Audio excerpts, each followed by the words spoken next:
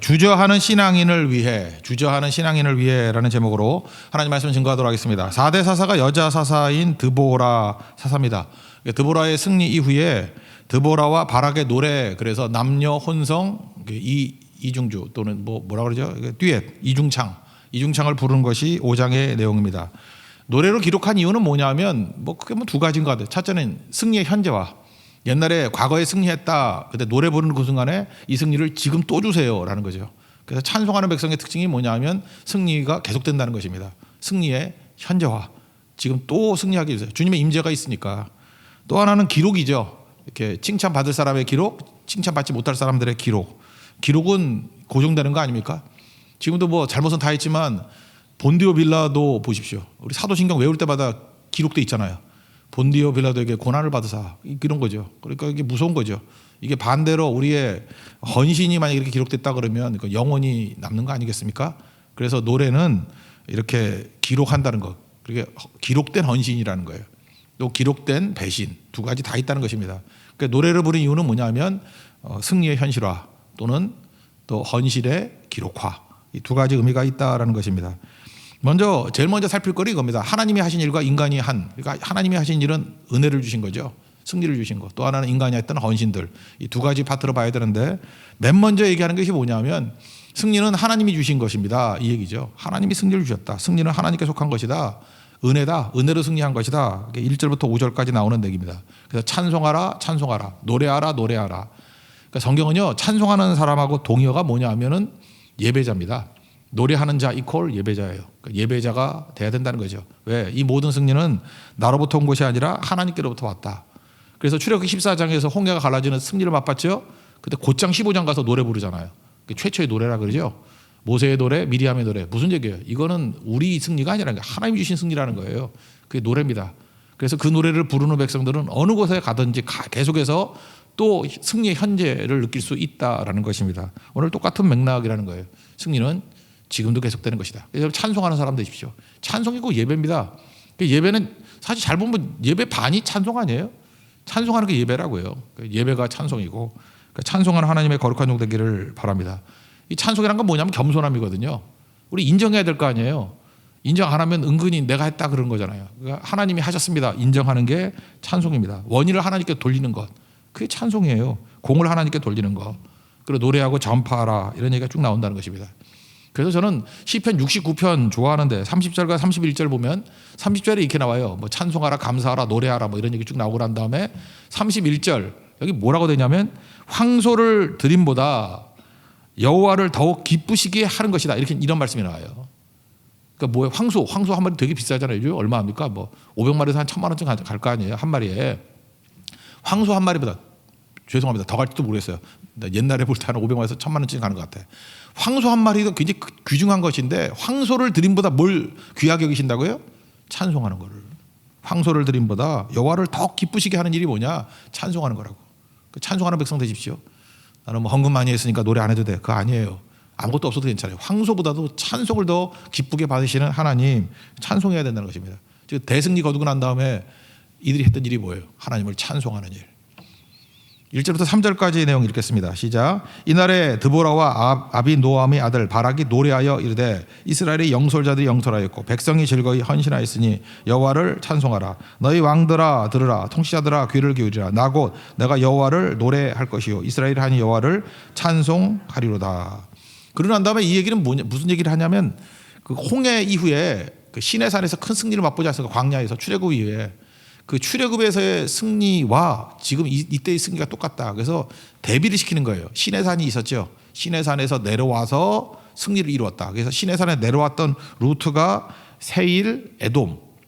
그래서 시내산에서 내려와 가지고 가데스 바네아까지 가는 그 과정이 세일과 에돔이라고요. 그래서 거기서 하나님이 승리를 주시지 않았느냐. 마찬가지로 이번에 무슨 산이었죠? 다볼산에서 내려와서 기송강에서 큰 승리를 얻죠. 그러니까 그거를 이스라엘 백성들은 역사를 알잖아요. 그러니까 과거에 출애굽하고 난 다음에 광야에서의 시내산 이후의 승리와 마찬가지로 이번에는 다볼산에서 내려와서 기송강에서 또 똑같은 승리를 주셨다, 이런 얘기입니다. 똑같은 공통점이 뭐냐? 하나님의 임재가 있을 때 나타나는 현상이 뭐냐? 진동이에요. 그건 신약에도 나오죠. 하나님의 임재가 있으니까 옥토가 막 움직였죠. 그리고 옥문이 열리고. 우리 교회도 마찬가지입니다. 하나님의 성령이 임하게 되면 여러분에게 진동하게 돼요. 심령이 울리게 되고. 우리 교회도 하나님의 영광으로 인해서 진동하는 교회가 되기를 축복합니다. 예, 그래서 어떤 형제는 진짜 이름이 진동이에요. 아버지가 김진동이라고. 근데 계속 다리를 떨더라고. 그래서 좀 문제가 있었는데 하여튼 하나님 임재를 상징하는 거예요. 진동은 하나님이 진동한다. 학계에서도 나오잖아요. 하나님이 임재가 있을 때 진동하게 될 것이다. 하나님 임재를 말하는 거예요. 4절 5절을 읽겠습니다. 시작. 여호와여 주께서 세일에서부터 나오시고 에돔들에서부터 진행하실 때 땅이 진동하고 하늘이 물을 내리고 구름도 물을 내렸나이다. 산들이 여호와 앞에서 진동하니 저 신의 산도 이스라엘의 하나님 여호와 앞에서 진동하였도다. 그러니까 다볼산이라는 말은 안 나오지만 다볼산에서 내려와서 기송강에서 승리했던 그것과 신의 산 이후의 승리를 대비시키고 있습니다. 똑같은 하나님의 임재가 있었던 진동이었다. 다시 말해서 찬송은 애굽에서 나온 출애굽의 승리를 지금 임하게 했던 것과 마찬가지로 또 찬송하면 그런 승리를 계속 반복하게 된다는 거예요. 여러분들도 찬송을 통해서 매번 승리를 현지화시킬 수 있는 믿음의 종되기를 축원합니다. 그러면 하나님이 은혜 주셔서 승리했다, 승리 주셔서 승리했다, 뭐 이거 나오고 그 다음 보겠어요. 사람들의 헌신 얘기가 쭉 나오겠죠. 나머지 얘기는 이제 헌신 이야기입니다. 헌신에 이제 세 가지 파트로 나눌 수 있는데 헌신의 첫 번째는 뭐냐? 첫 번째 헌신자의 가치가 귀중하다는 거예요. 첫 번째 헌신자가 누구였습니까? 그게 드보라, 그죠? 꿀벌이라는 드보라의 헌신이 있었다. 그러니까 드보라는 부시 같은 존재였다라는 것입니다. 당시의 참상에 대해서 이렇게 얘기를 합니다. 당시에 대로에 사람이 없었대요. 왜냐하면 이게 압제하는 자들이 와가지고 통행세를 받기 때문에. 여러분들 지금 만약에 통행세 받는다 그러면 어디 다닐 수 있겠어요, 그죠? 지나갈 때마다 뭐 예를 들어 여기 한번 지나갈 때마다 10만 원씩 내 그러면 누가 지나가겠어요?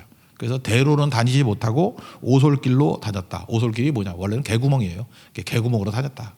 사람들이 눈에 띄는 거를 두려워했다라는 것입니다. 또 7절 보니까 마을 사람, 그리고 나눠주에 뭐라고 돼요? 지도자라 그랬죠.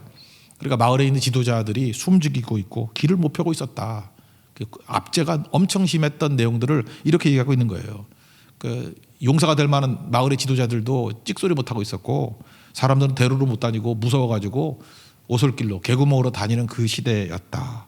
그런데 이걸 보면서 못 참겠다 하면서 나온 사람이 있었는데 그 드보라라는 거예요. 이스라엘의 어머니가 되었다. 그래서 드보라가 일어났다 하는 거예요. 일어나라 주의 백성이죠. 그때 당시에 봐라. 4만 명이나 되는 이스라엘 백성 중에 방패 들고 나온 놈 누가 있냐? 아무도 없었지 않냐. 그런데 드보라가 나오니까 비로소 여러 방백들이 동참하더라. 뭐 바락일 수도 있고 뭐 그런 얘기죠. 그러니까 첫 번째 부시가 되는 뭐 요즘 말로 하면 퍼스트 펭귄 이게 중요한 거죠. 첫 번째 헌신자가 중요하다. 왜 유다 지파를 귀하게 했겠어요? 첫 번째 헌신하는 거. 그래서 여러분들 첫 번째 가치를 우습게 여기지 마십시오. 첫 번째 가치를 우습게 여기면 에서와 똑같은 거예요. 장자의 권한을 이게 만홀히 여긴 거, 우습게 여긴 거, 경홀히 여긴 거, 그거 바보죠. 첫 번째 중요한 거예요. 뭐든지 난 첫 번째로 헌신하겠습니다. 첫 번째로 충성하겠습니다. 가치가 달라요. 가치가. 지금 성경 계속 그러면 유다 지파 되는 거예요. 그리고 드보라도 그 얘기죠. 찍소리도 못할 때 연약한 여자가 들고 일어났다는 거예요. 그래서 이스라엘의 어머니가 되었다. 이거 표현은 사라가 되었다. 사라. 아브라함의 부인 사라같이 민족의 어머니가 되었다. 그런 얘기입니다. 우리 6절부터 9절까지 읽겠습니다. 시작. 아나세의 아들 삼갈의 날에 또는 야엘의 날에는 대로가 비었고 길에 행인들은 오솔길로 다녔다. 이스라엘은 마을 사람들이 그쳤으니 나 드보라가 일어나 이스라엘의 어머니가 되기까지 그쳤도다. 우리가 새 신들을 택하였으므로 그때 전쟁이 성물에 이르렀으나 이스라엘의 4만 명 중에 방패와 창이 보였던가. 내 마음이 이스라엘의 방벽을 사모하면 그들이 백성 중에서 즐거이 헌신하였음이니 여호와를 찬송하라. 드보라 때문에 몇몇 방백들이 일어서게 되었다. 퍼스트 펭귄이 되었다. 이런 거죠. 그러니까 헌신자가 나오니까 하나님께서 강하게 역사하더라는 거예요. 임재가 있으니까. 그래서 항상 중요한 게 그거예요. 하나님께서 물론 헌신할 마음을 주시는 거죠. 헌신자가 세우면은 하나님 거기다 은혜를 더 부어줘요. 그래서 하나님 임재가 있더라. 12절 13절 읽겠습니다. 시작. 깰지어다 드보라여 깰지어다 너는 노래할지어다 일어날지어다 바락이여 아비노함의 아들이여 내가 사로잡은 자를 끌고 갈지어다. 그때 남은 귀인과 백성이 내려왔고 여호와께서 나를 위하여 용사를 치시려고 내려오셨도다. 이렇게 헌신자들이 막 나오니까 여호와께서도 내려오셔서 동참하시더라. 승리를 주시더라. 그래서 6절부터 13절까지 내용은 뭐냐면 첫 번째 헌신자가 중요하다. 메시지는 뭐예요? 나도 첫 번째 헌신자가 되기를 원합니다. 드보라 같은 사람이 되기를 원합니다. 이거 힘이 세고 약하고의 문제가 아니에요. 스펙이 많고 적고의 문제가 아니에요. 믿음의 문제라고. 이거를 아니다 하고 첫 번째 기도하는 사람, 첫 번째 헌신하는 사람, 첫 번째 충성하는 사람이 되기를 원합니다. 이게 중요하다는 거예요. 그러고 난 다음에는 이제 대비를 시키는 거예요. 기록된 헌신자들, 기록된 배신자들. 이게 대비시키는 겁니다. 14절부터 23절까지 쭉 나오는데 먼저 에브라임이 뭐 와서 좀 도왔는가 보죠. 그다음에 베냐민이 나왔고 마길은 므낫세의 장남이에요. 그러니까 므낫세 지파라는 뜻이고 스불론 중에 거기 대장군이라고 나오는데 기록하는 자 그런데 서기관. 그러니까 군사만 나온 것이 아니라 군수물자 관리, 뭐 작전 참모 이런 것도 필요한 거 아닙니까? 그래서 이과생도 오고 문과생도 왔다 그 뜻이에요. 예, 알겠죠? 여기 역시 문과생이라 할지라도 쓰임 받을 수 있습니다. 뭐 싸우러 나가는데 뭐 차이가 있어요. 이사갈이 충성했다. 그래서 충성한 사람들, 기록된 충성자들, 기록된 헌신자들을 묘사하고 있습니다. 그게 15절 루벤 앞까지입니다. 루벤 앞까지만 읽겠습니다. 14, 15절 읽겠습니다. 시작. 에브라임에게서 나온 자들은 아말렉의 뿌리 박힌 자들이요, 베냐민은 백성들 중에서 너를 따르는 자들이요, 마길에게서는 명령하는 자들이 내려왔고 스불론에게서는 대장군의 지팡이를 잡은 자들이 내려왔도다. 이사갈의 방백들이 드보라와 함께하니 이사갈과 같이 바락도 그의 뒤를 따라 골짜기를 달려 내려가니. 거기까지. 그러니까 충성했던 사람들의 명단입니다. 기록된 헌신자들. 근데 거기서부터 이제 또 뭐가 나오냐면 머뭇거리는 사람들, 이제 동참한 사람들이니까 불참한 사람들이 나오는 거예요. 싸움에 불참한 사람들. 여기 특이한 게 뭐냐면 그 15절 뒤부터 뭐 큰 결심이 있어도다 이렇게 나오잖아요. 르우벤 시내가에서 큰 결심이 있어도다. 이거 참 번역이 애매한 것 같아요. 우리가 많이 보는 NLT, 영어 성경 NLT를 보면요, There was great indecision이라고 돼 있어요. 그러니까 great decision이 아니라 great indecision. indecision이 뭐예요? decision은 반대말이고 주저함. 그죠? 큰 주저함이 있었다. 저는 이게 맞다고 생각합니다. 이렇게 번역하는 게 맞는 것 같아요. There was great indecision. 막 주저함이 있었다는 거예요. 그래서 루벤 지파들이 이게 큰 결심이 아니라 큰 주저함이에요. 큰 주저함. great indecision. 그리고 길르앗은 므낫세의 반지파에 있던 데거든요. 얘네들도 살기 좋은 곳이에요. 그러니까 멀리 있다고 방관하고. 단지파, 단은 알죠? 단은 그 헐몬산 바로 옆에 단이거든요. 단에서부터 흐르다가 요르거든요. 조르. 그래서 단에서부터 흐르다. 그래서 요르단 강에, 요르단. 그러니까 요르단 강의 발원지가 어디예요? 바보예요? 단. 조르가 흐르다니까요. 요르단이니까 어디서부터 흘러요? 단부터 흐르는 거예요. 단부터. 그래서 헤르몬산에서 이렇게 눈이 녹아가지고 단으로 모여요. 그러니까 단은 살기 좋은 곳이라고. 거기서부터 수원지예요. 물이 쭉 흘러서 거기도 흐른다. 그래서 조르단. 단으로부터 흐른다. 요르단 강이에요. 요단강.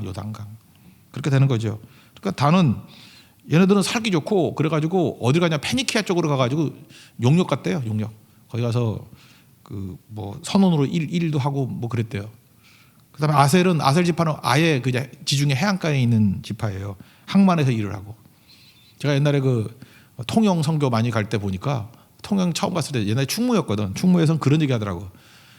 목사님 여기는요 배 한 번 들어오면요 선원들이 한 2억씩 쓰고 가요. 그리고 충무 개들은 입에 10,000원짜리 물고 다닌대. 나 그때 5,000원도 없었는데. 그러니까 개만도 못한다는 거죠. 개들도 얼마나 돈이 많은지. 그러니까 무슨 얘기예요? 항만 쪽에 있는 사람들이 돈이 많아요. 그 배 이게 항구 쪽에 있는 사람들이. 그래서 잘 사는 사람들 하나는 항구 쪽에 잘 사는 사람들, 하나는 평원 쪽에서 잘 사는 사람들. 뭐 그런 얘기를 쭉 하고 있습니다. 근데 이런 사람들 쭉 얘기하면서 무슨 얘기를 하는 거예요? 잘 사는 것이 동참하지 못하게 되는 계기가 되었다는 거예요. 무슨 얘기예요?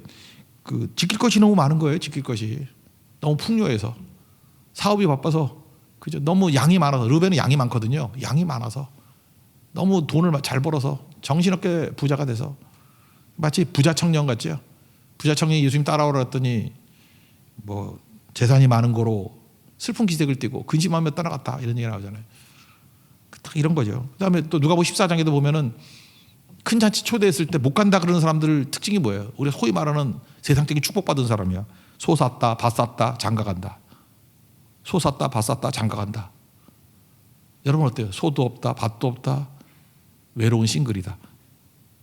그러니까 부르면 오잖아요. 그죠? 뭐가 복이에요? 부르면 가는 게 복이지 뭐.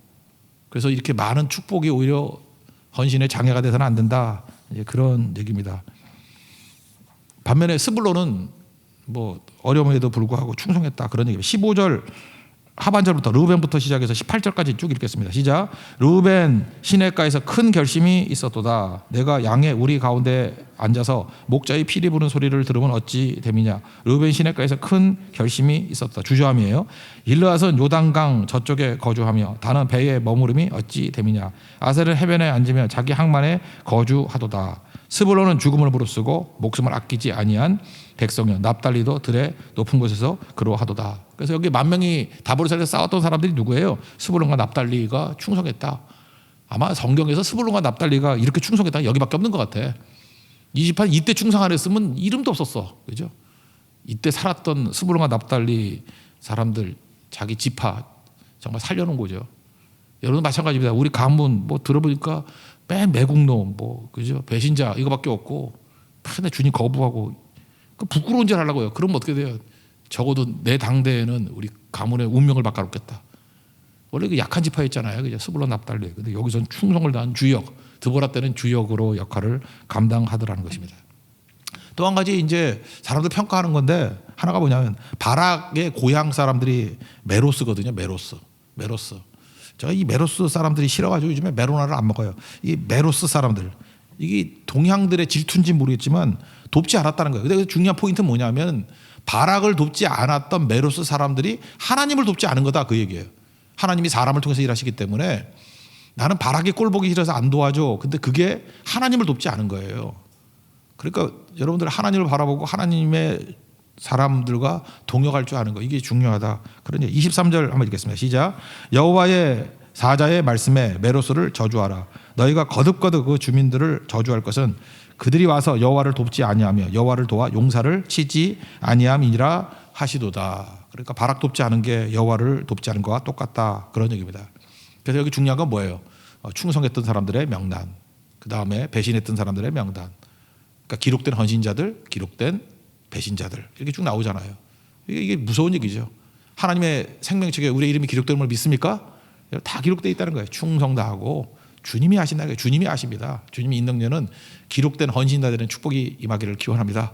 그래서 우리 모든 성도들 하나님 나라의 생명책에 아름다운 모습으로 기록되는 우리 거룩한 종 되기를 축원합니다. 그 다음에 이제 한 사람을 이제 초점을 맞추거든요. 이게 염소 야엘이죠. 염소라는 이름의 뜻의 야엘이라는 여자의 헌신. 24절부터 이제 마지막까지 이 여자에 대한 얘기예요.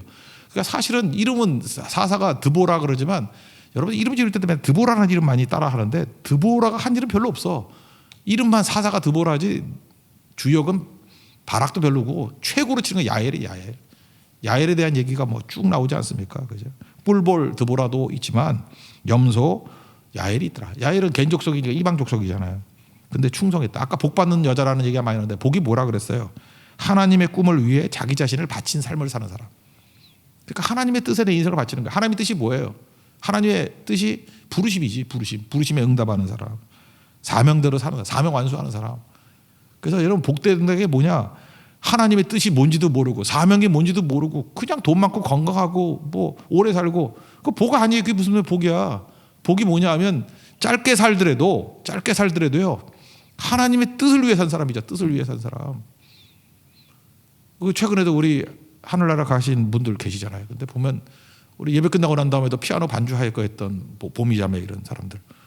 그 짧지만 하나님의 뜻을 위해 살았잖아요. 그죠? 그렇지 않아요? 그러면 그게 복된 사람이죠. 복된 사람. 그 다음에 뭐 어떤 자매 뭐 선교 달 때마다 목이 터져라 노래 부르고 그러다가 하늘나라 갔지만 이게 복된 거잖아요. 근데 지금 생각하니까 복된 여자예요. 복된 여자. 이게 복되게 산 거죠.